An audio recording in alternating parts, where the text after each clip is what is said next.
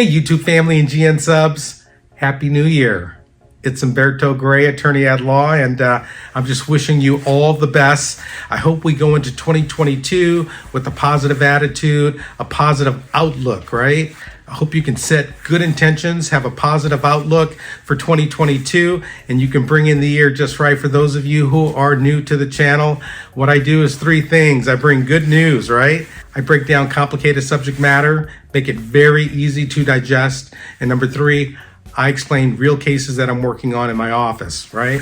So what I'm going to do is I'm going to give you predictions for 2022. Hey, for those of you who know me, I did pretty good in 2021. I told you a lot of things that were happening, and they actually did happen. So we're going to do the same this year. I'm going to break these down, let you know what's happening recently, and we're going to have a good 2022.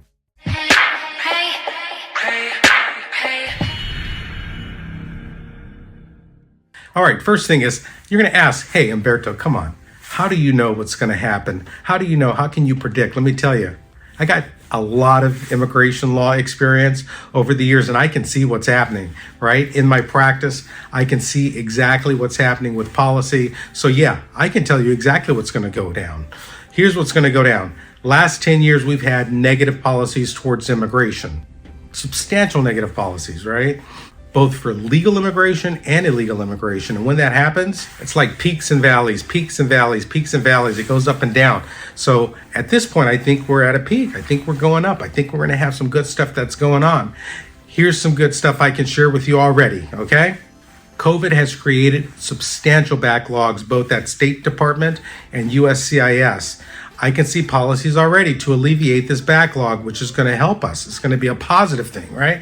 So what they're doing is they're allocating certain fees to certain consulates so that they could tackle the backlog. What they're doing is they're waiving interviews for certain non-immigrant visas. I put attachment here, an announcement from State Department. You can read it. You can see.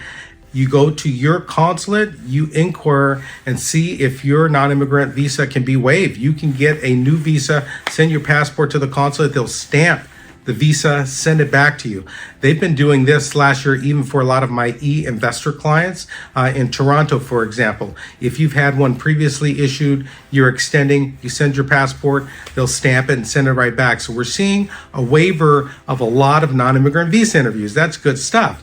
Also, I've heard at certain consulates, what they're doing is they're doing video interviews. Again, check with your jurisdiction, your particular consulate, see what they're doing in terms of waiving the interviews. Another thing that's going to happen, look at our economy, right? Unemployment at its lowest in 50 years, yet employers can't find workers. I guarantee you what we're going to see is we're going to see an increase in certain non-immigrant visas and immigrant visas for workers that need to be here in the tech industry, in the construction industry, all of these industries where there's a need for employees. You're going to see the economy is going to drive the immigration. I've seen this again over the years. We're going to see it again, a lot of increased visas. All right, what we're going to see also, we're going to see a lot of expedited work permits, EADs.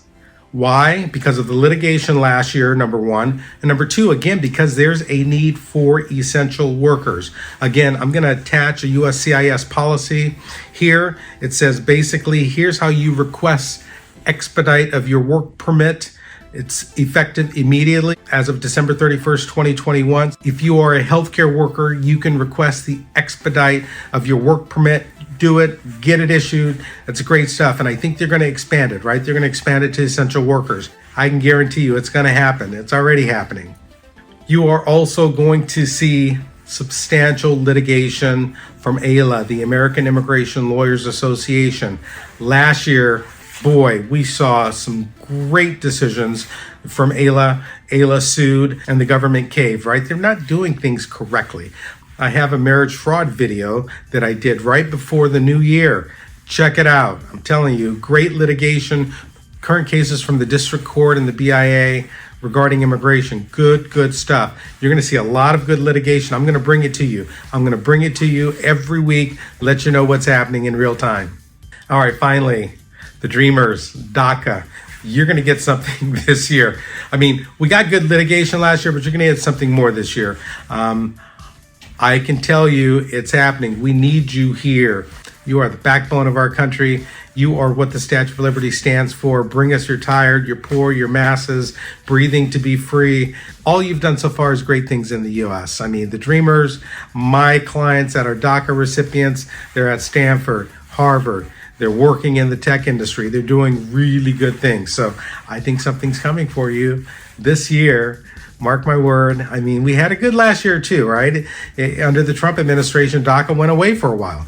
It's back, right? It's currently back, and we're going to get something more permanent. All right?